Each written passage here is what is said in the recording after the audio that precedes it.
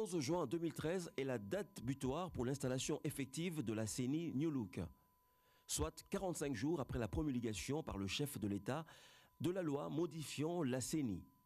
La nouvelle CENI comprendra 13 membres, dont 6 composeront son bureau. La loi précise que le président du bureau de la commission sera issu de la société civile, le vice-président, le rapporteur adjoint et le questeur proviendront de la majorité, tandis que le rapporteur et le questeur adjoint seront issus de l'opposition.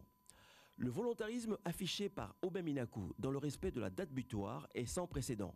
À l'occasion de cette réunion, nous avons tablé notamment sur la façon dont nous allons commencer dès demain matin les consultations pour la mise en place effective du bureau de la CENI. Bien qu'étant dans son rôle, tel que défini par l'article 53 de la loi sus évoquée, il est permis de s'interroger sur la promptitude de chacune des composantes devant désigner des membres de la CENI de s'acquitter de sa tâche. Le parcours est en effet long. On se souvient que l'actuelle CENI, celle dirigée par le pasteur Daniel Ngoy Mulunda, avait mis 10 mois après la promulgation de la loi la créant pour être investie. La course est effectivement lancée dans la majorité, l'opposition et la société civile pour désigner les représentants de chaque camp.